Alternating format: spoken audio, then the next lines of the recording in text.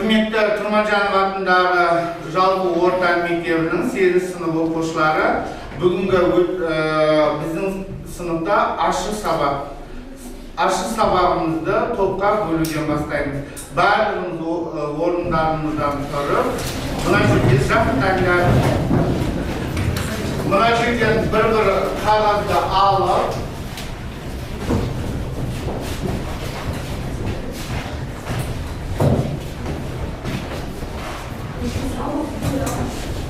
сұрақтарға жауап береміз.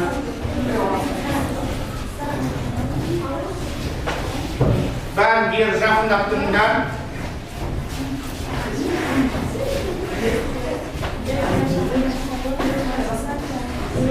Оқыдыңдар ма?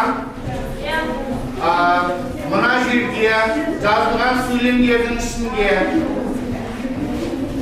бастауыштарымыз, записімен жасалынғандарымыз бір топқа, етістіктен жасалынғандарымыз бір топқа, балдар бастауыштың жасау жолына қаратай бөлінеміз. Бастауышымыз записімен жасалынғандар бір топ болады, адамзат тобы болады.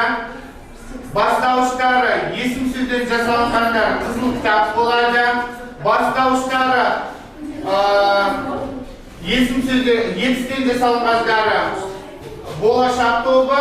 Одан кейін бастауышы сын есімден жасалғандарымыз табиғат тобы болады. Түсіндіңіз ме?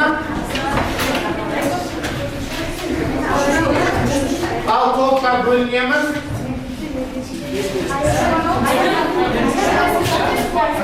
Балдар, барлықтарыңды, назарларыңды бейнебаянға аударыңдар. Шырылдақты талайлар жыр қылады, кең даланы жұпарға толтырады. Көз жіберсең шіркін-ай, қандай ғажап, қызғалдақтар қиырдан құлпырады. Қызғалдақтың жалда шақтыр әні, тыңдай білсең әсем сөз үн тұрады. Қызыл, сары, ақ түсті қыр гүлдері, қызғалдақтар қиырда құлпырады. Көктемнің алғашқы гүлі бәйшешек десек, бәйшешек гүлінен кейін даланың сәнін келтіретін өсімдіктің бірі ол әрине қызғалдақ. Қызғалдақ туралы ел аузында аңыз көп. Сонымен-ақ бұл гүлдің ежелден отаны қазақ жері екенін байқауға болатындай бейнесюжетті ұсынайық.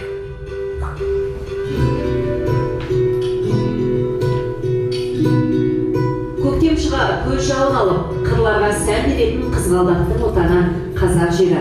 Бұл гүлдің кескіні көшпелі қазақ халқының текеметімен сырмағынан, алуа түрлі кілемдердің жиектеріндегі өрнектерден жиі байқаймыз.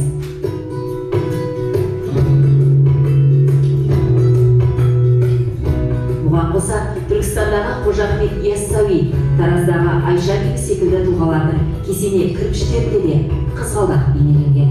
Бұл оның әлімсақтан қазақ даласында бар екенін айғақтайды. Биологтар гүлдің жібек жолымен жүрген сауда керуендері арқылы алдымен Иран, Түркия елдеріне, сосын Еуропаға тарағанын анықтады.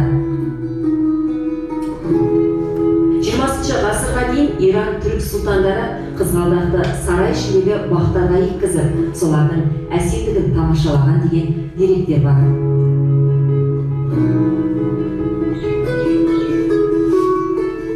Ал 1570 жылы австриялық бағбан ботаник Плюсис Стамбулға арнайы келіп, қызғалдақтың бірнеше түрін отанына кеткен екен. Содан гүлдің тұқымы Голландияға жетеді.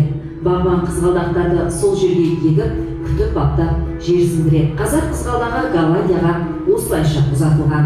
Ал осынау гүл патшасының ата-бабамыздың жерге тамған қанынан пайда болды деген аңызды естуіңіз бар ма? Расында гүлдің түсі қып-қызыл, әлі жапырағы мен қауызында қара дақтар бар. Сондай-ақ оны қызыл, қан, дақ деген 3 сөзден құралған атау десек, уақыт өте келе олар қысқарып, қызғалдақ деп аталып кеткен. Сондықтан қызғалдақ көрсеңіз,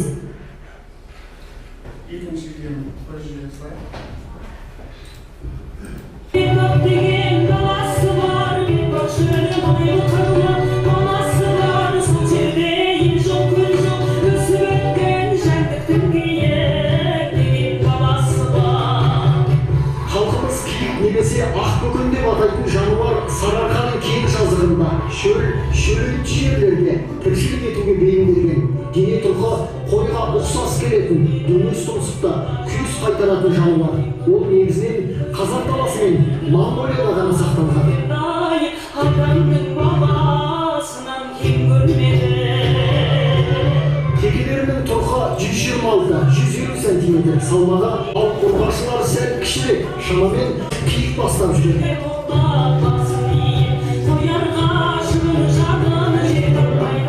Он 12 жыл аралығын дүниесін өтіп киіктері көктемнің кеш туатынын немесе қыстың қарлы боранда суық болатынын алдын ала болжап біледі. Олар 1 минутта суды 12 рет жұтып үлгереді және 1,5-3 минуттың ішінде шөлін қандырады. Балдар, бейне баянға жер салып тыңдаған болсаңдар, төмендегі сұрақтарға жауап береміз. Балдар, бүгінгі сабағымыздың тақырыбы қандай деп ойлайсыңдар? Қол көтеріп айтамыз. Қазақстанда жойылып бара жатқан жануарлар мен өсімдіктер. Жарайсыңдар. Яғни бүгінгі өтетін сабағымыздың тақырыбы қандай екен? Қазақстанда жойылып бара жатқан жануарлар мен өсімдіктер екен. Онда бүгін өтетін сабағымыздың мақсаты тұтас және аралас мәтіндердегі ақпараттарды салыстыру, яғни кесте, диаграмма, сызба, суреттер арқылы. Сосын тұрлаулы және тұрлаусыз сөйлем мүшелерінің сөйлем жасаудағы өзіндік орнын, қызметін түсініп қолдану. Олай болатын болса, ары қаратай ой шақыру сұрақтарына жауап береміз. Сендерге әр топқа жеке-жеке сұрақтар беріледі. Осы сұрақтарды мына парақтарға жазып, топтық жұмыс жасаймыз.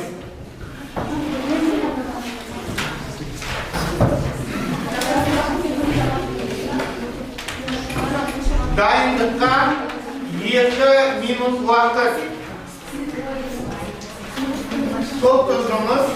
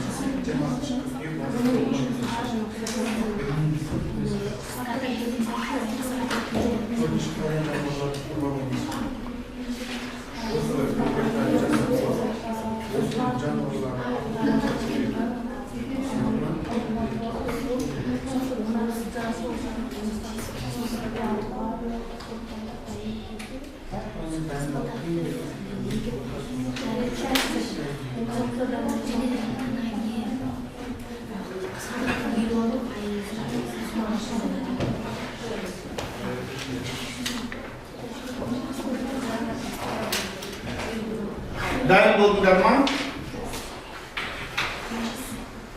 Дайын болсаңдар, шапалап ұрып, белгі бере беріңдер.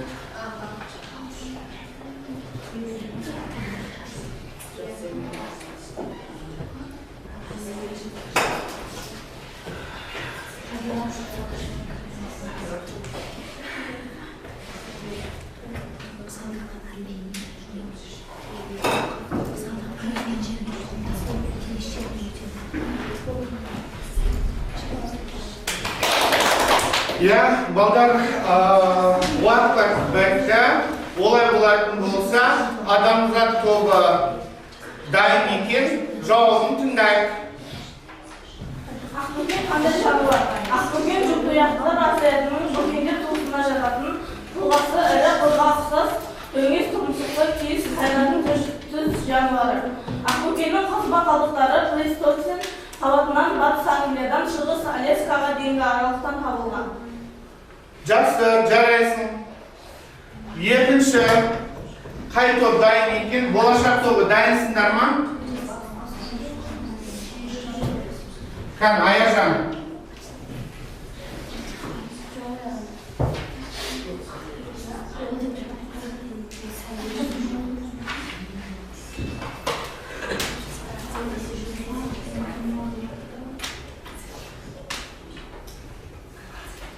Бибажа, дайынсыңдар ма?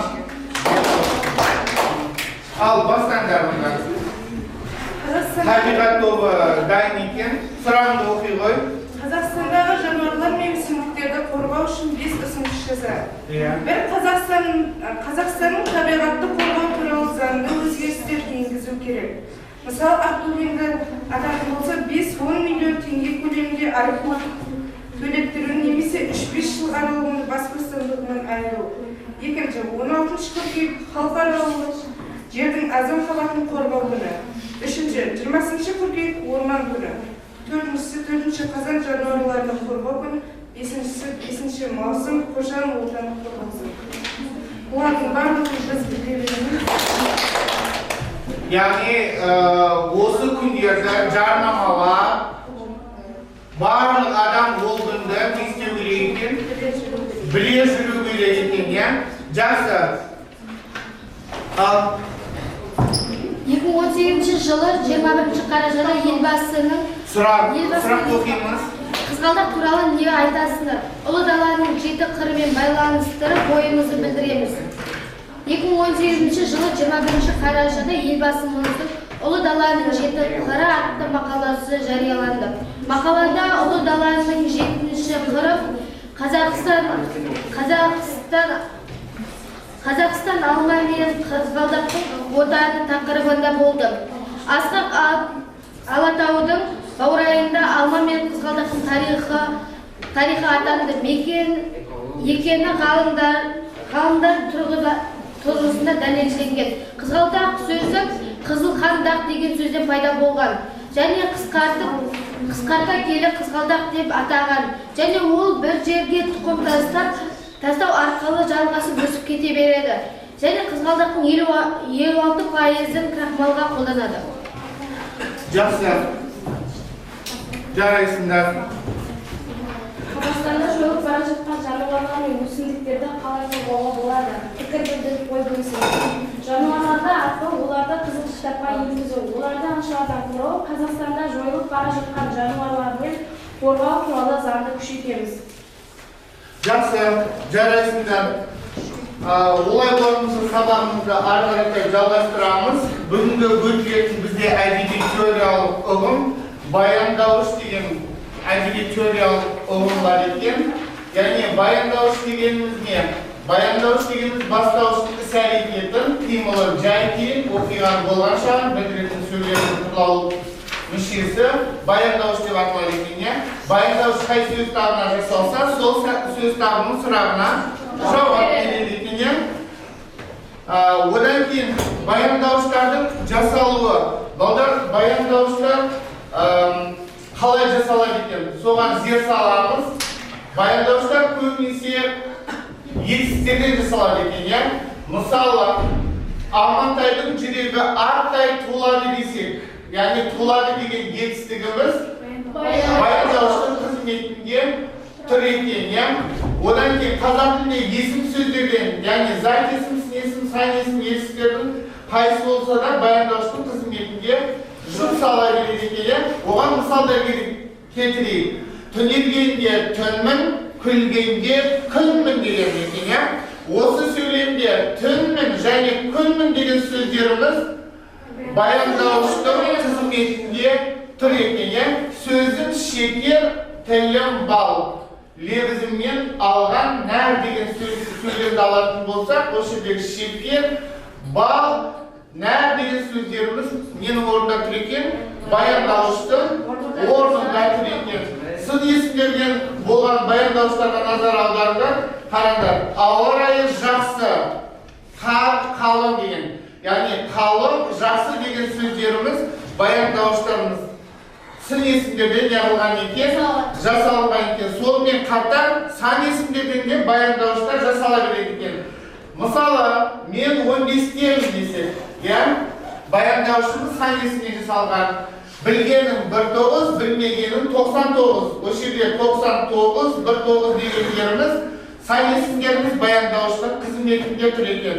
Сосын есімдіктерден болған баяндауыштар, басқаларға үлгі болатын біз десек, көрмесімен есімдіктерден де не жасала біледі екен, баяндауыштар жасала біледі екен.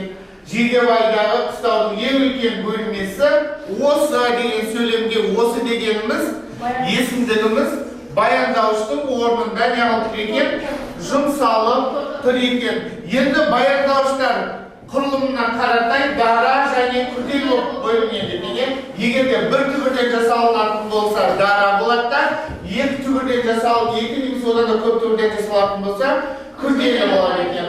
Машина баяу жүріп келе жатыр десек, жүріп келе жатыр деген баяндаушымыз күрделі болады екен, құрылымына қаратай.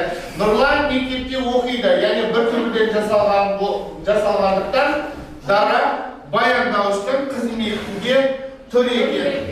Енді екінші тапсырма, бұл сендерге жұптық тапсырма, яғни әр топ екі жұпқа, екі немесе үш жұпқа бөлінесіндерді мына жердегі тапсырманы орындаймыз. Мына жерде баяндауыштардың орындары қалып кеткен, сол баяндауыштарды керекті астында керекті сөздермен толықтырып, сөйлемді неғылып жазамыз, көшіріп жазамыз. Түсінікме? Ал бастаймыз. Жұптық жұмыс.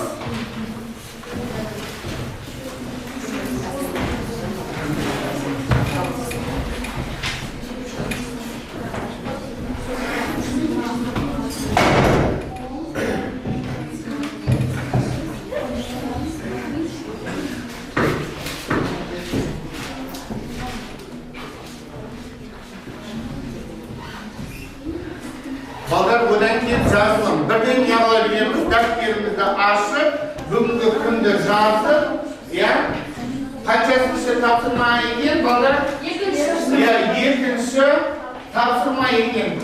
Дәптерімізді ашып, дәптерімізге жазамыз.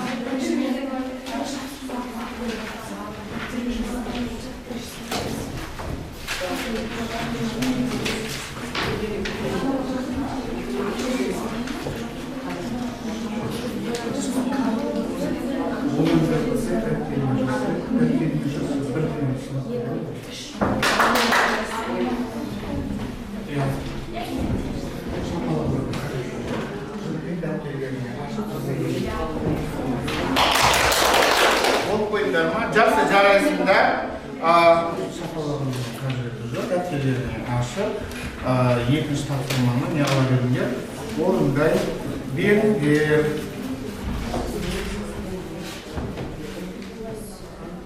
Дәптерді ашып, орындай беріңдер.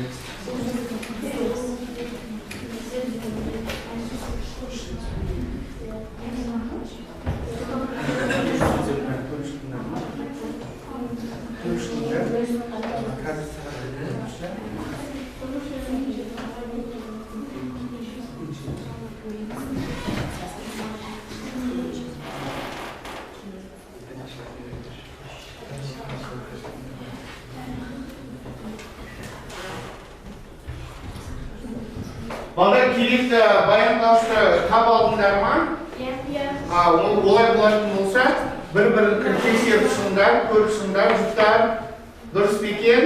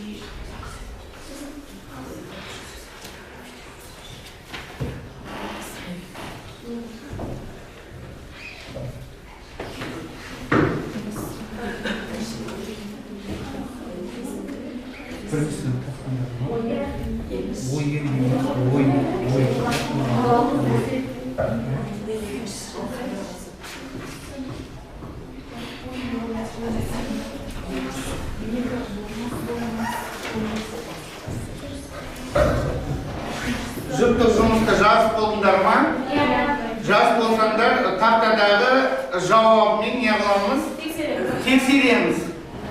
Тақтада тұрған жауаппен тексеріңдер. Дұрыс па екен? Жарайсыңдар. Олар болса дәптерлерге не алыңдар? Жазып қойыңдар.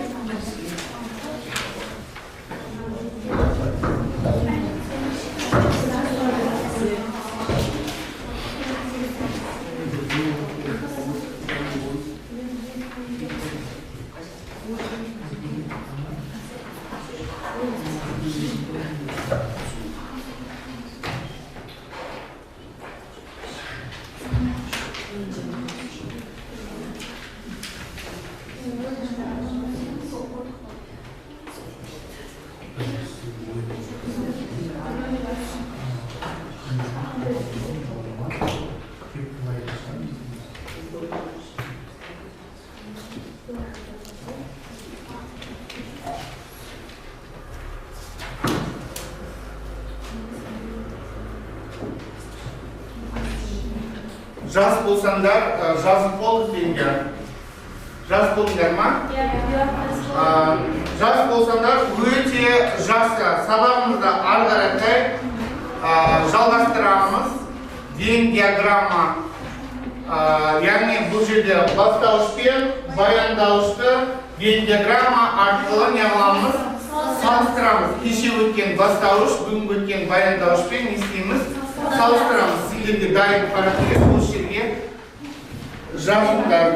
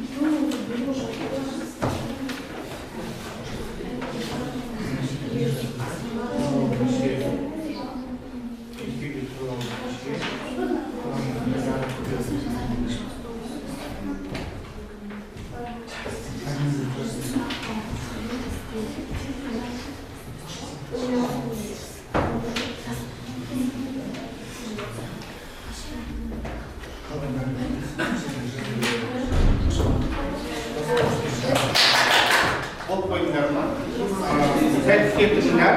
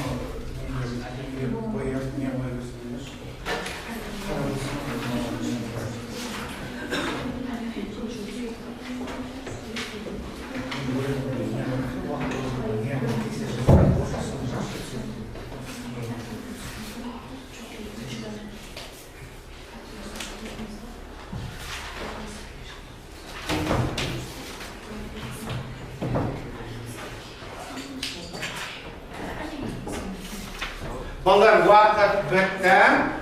Енді балдар уақыт бітуіне байланысты барлықтарына рахмет өздеріңдер. Енді сағат тілі бойынша осы бейнедиаграмманы бір-бірімізден тексеріп шығамыз. Қандай кемшіліктері бар екен, сағат тілі бойынша ауыстырыңдар кән.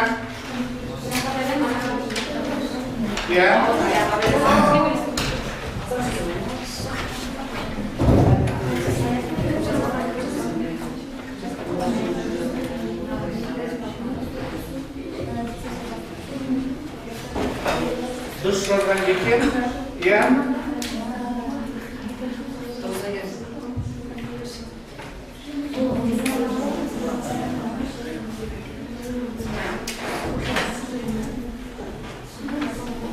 Адамзат тобы қаны мынау табиғат тобының жазғандары дұрыс екен.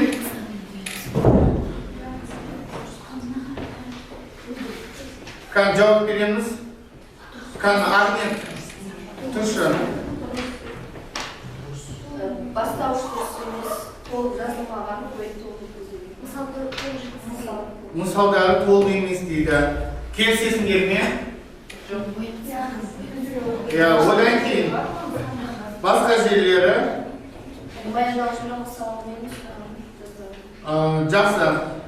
жақсы.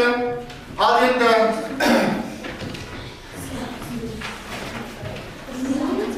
қызыл кітап тобы. Қан сендер?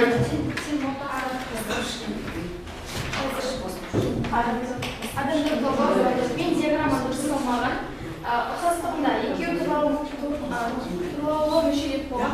Құрамына қарай дәрежеге көтерді. Екеуі де құрамына қарай бастауыш та, баяндауыш та құрамына дара және күрделі болып бөлінеді. Жазғанда грамматикалық қателер бар дейді. Ал болашақ тобы. Ал бастаңдар.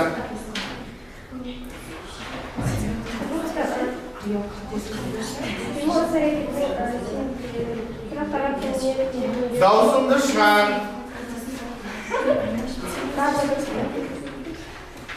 Барлығы дұрыс дейді. Жақсы. Рахмет. Табиғат тобы. Мысалдар дұрыс келтірмеген, жазғанда қателер көп. Жазғанда қателер көп дейді. Қателерін айтыңдар.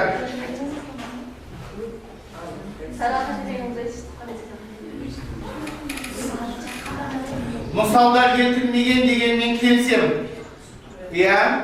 Мысалдар келтірмепті дейді. Жақсы, қай жерінде қате бар екен?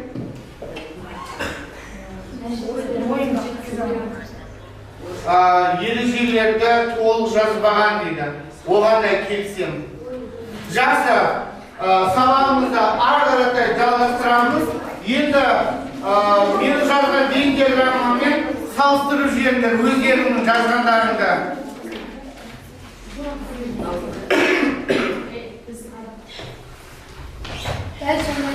Дәл осындай екен. Жақсы, ары қаратай. Енді мәтінмен жұмыс, сендерде мәтіндер беріледі. Осы мәтіндерді пайдалану арқылы мақсатқа жетуіміз керек. Яғни мәтіндер арқылы алынған ақпараттар, және тыңдалым, сосын қазіргі берілетін оқылым мәтіндерін пайдалана отырып, кесте немесе диаграмма сызасында. Түсінді ме? Ал мына сендерге бірінші мәтін, сендерге екінші мәтін, болашақ тобына үшінші мәтін, табиғат тобына төртінші мәтін.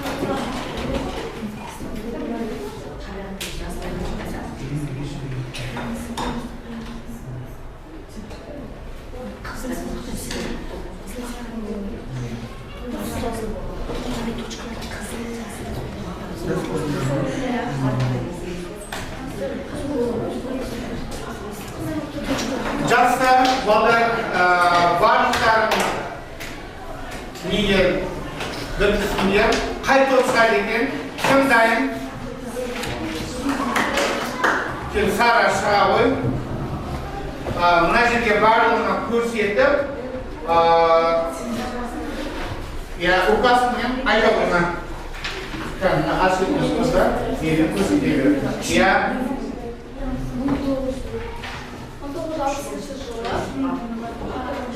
1960 жылы 13 миллион теңге болды. Және де 1988 жылы 13 миллион, 1 миллион 300 мың десек. 1988 жылы 500 мың киік қырылған екен. Одан кейін 2003 жылы 23 мың киік қалған екен. Одан кейін 2010 жылы киік қойылды. 17-де киік жойылған екен. 2010 жылы 400 мың киік қалды. 2015 жылы 50 мың киік қырылды. 2016 жылы 8 мың киік болды. 2017 жылы 2017 жылы жалпы киіктердің саны қанша болған екен? 153 мың болған екен. Яғни 60 жылдары 1 миллион 300 мың болатын болса, 2017 жылдардың арасында ол қанша есеге азайған екен? Сонда кем дегенде 10 есеге дейін азайған екен. Жақсы,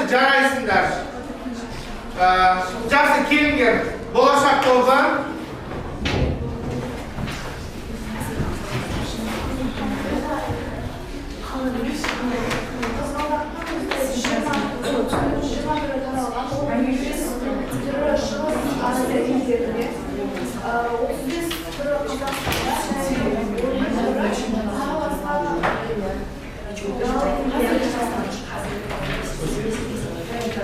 Жақсы, жарайсыңдар, ақпараттарды дәл тапқан екен. Рахмет сендерге. Ал табиғат тобы, келіңдер.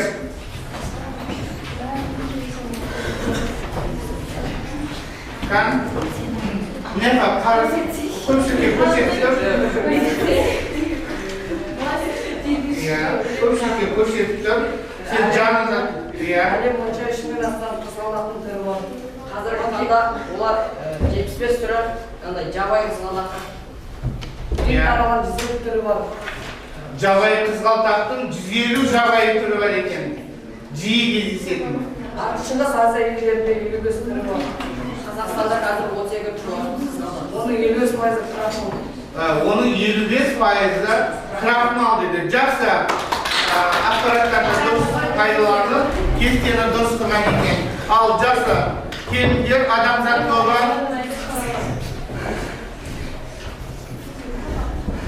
1920 жылы ақбөкендер 2 миллион болған. Ал 2022 жылы 200 мыңдай қалған. Ақтөбенің тежесінің бойы 126 сантиметр және 150 сантиметр. Ал салмағы 37 килограмм және 49 килограмм. 37 мен 49 килограммның аралығында екен, Түркия тапсарында бойы 20 сантиметр. Ал салмақта 27-37 килограмм аралығында болады. Мекендейтін жерлері шөл және шөлейтінді жерлерде жүреді. Олардың түсі жазға қарай сарғыш болады, ал қысқа қарай ақшылданады. Текесінде мен болады, ешқысында болмайды. Жақсы, жарайсыңдар, рахмет. Мынандай үлгілерін көріңдер, мынандай үлгілер де бар, кестелер жасауға болады. Осылайда енді топтық жұмыс ойлы болсаң айтып көр деген айдарда, онда мен адамзатқа табиғат берген сыйлықпын дейді. Сондықтан мені аялап қаскөйлерден қорғаңдар. Мен жер бетінен жойылсам, онда келешек ұрпақ алдында не айтасыңдар? Қалай ақталасыңдар? Табиғат тепе-теңдігін ұстап, сұлу сыйлағаннан басқа біздің жазығымыз жоқ. Біздің мүйізімізден көптеген дәрі-дәрмектер жасайды екен деп, қыра беру адамзат баласына ұят. Ойланыңдар, кеш болмай тұрғанда. Осы мені мәтінді арқаратай 5 сөйлеммен ойымды тұжырымдап, мәтінді естейміз, аяқтаймыз. Баяндауыштарын әртүрлі сөз табынан жасауға тырысамыз. Түсініп ма? Топтық жұмыс.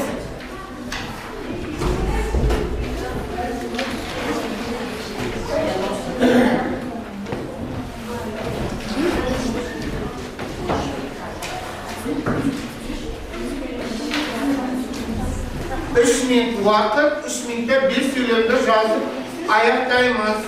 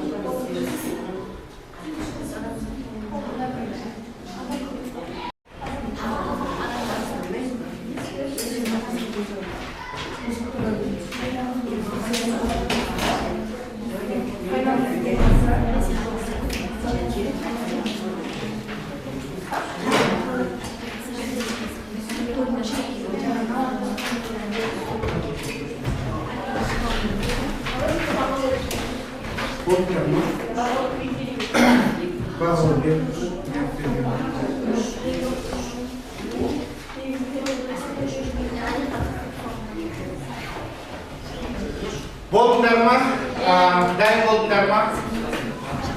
Кәні уақыт өтті. Ары-қаратай не аламыз? Жалғастырамыз. Кәні адамдар тобы бастайды. Табиғат адам денсаулығына өте маңызды. Тыңдаймыз. Табиғат адам денсаулығына өте маңызды. Сондықтан табиғатты аялайық. Адамсыз табиғат, табиғатсыз адам өмір сүруі мүмкін емес. Адам табиғатты қасиет көру керек. Табиғатты қорғау біздің міндетіміз. Табиғаттың зардаттарына төтеп беру үшін табиғатты достамауымыз керек. Жақсы, жарайсың. Отыра ғой. Ал қызыл кітап тобы. Бастаңдар, оқыңдар. Адамдар, біз сіздерге өзіміздің мейірімізді, бетімізді, тілімізді пайдаланасыздар. Біздің санымыз аз, сіздер орында тұрсаңыздар, біз болашақта боламыз. Сіздер бізді құрап, болашақ ұрпақтарыңызға не айтасыздар? Етімізді өздеріңіз жеп, тілімізді пайдаланып, өзіңізді сәлемізге іліп қоясыздар. Ал бізді қоғауға боларымыз кірмейді. Жақсы, азамат тобы. Енді болашақ тобы. Мен қызғалдақтың менде жамандар табиғатқа сіңір сыйлағаннан басқа жарлығым жоқ. Мені аялап өскендерден қозғалды. Мен адамдарға табиғат емесіне Жақсы, өте жақсы, жарайсың. Ал Болсаңдар киелі болады. Менің қара болсаңдар біз ақылы жердегі жоқ егер біз киелі жамаламыз. Біздің бір ерекше қасиетіміз бар. Ол қасиетіміз біз өзіміздің төлерімізді жетіп таштап кетпейміз. Ал жетіп таштап кетпейміз. Сол себепті осы қасиетімізді бойларына сіңіргендеріміз бар. Біз қазіргі таңда Қазақстан және Монғолияда елдерінде ғана кездесеміз.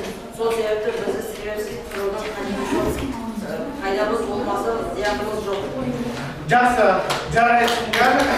Осымен көрсетіліп, осы тапсырма керемет орындалды. Енді балдар сабақтың соңына да жетті. Енді кері байланысты оқушылар өздерін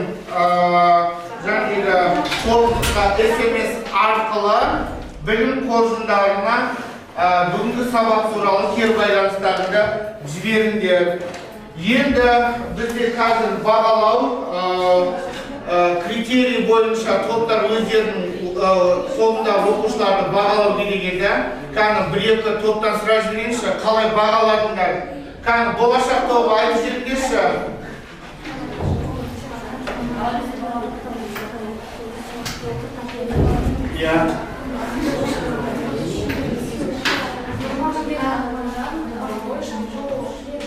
Оны сразу бағасын айта беріңдерші, қанша болды? Әти, Аяжан қанша бал жинады? 18-іміз де қанша болады екен? 5 бал екен, 5 екен. 3 дейді. Талпынамыз. 12 бал, 4. Иә, жақсы. 12 бал, ол да 4. 12 бал, Жақсы. Енді табиғат тобы айтып жіберіңдерші, сендер қалай бағаларыңдар?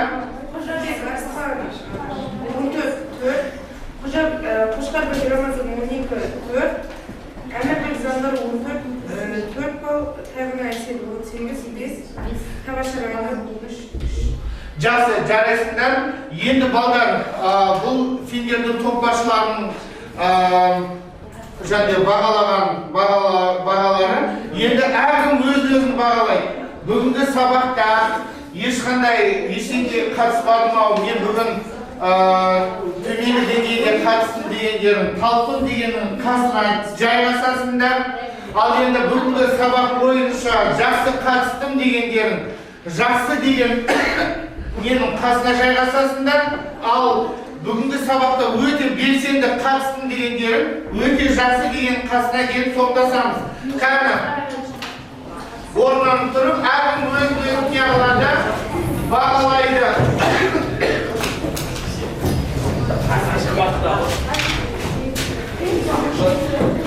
Кәні бөлініп тұрыңдар.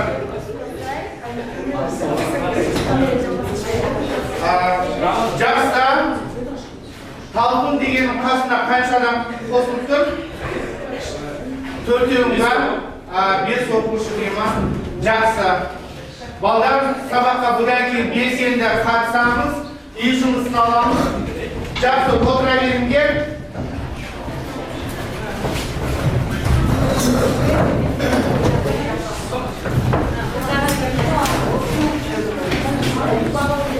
Балдар, бүгінгі үй жұмысы, бүгінгі алған ақпараттарды пайдалана отырып, табиғатты аялайық деген тақырыпта эссе жазып келеміз. Дескрипторы 100-120 сөз көлемінде, 2 сөйлемге синтаксистік талдау жасауымыз керек. Балдар, бүгінгі сабақта белсенділік танытып көзге түскен оқушыларға рахметімді айтамын. Күнделіктерін әкеп бағаларын қойдырса болады. Келесі сабаққа дейін қош болыңыздар.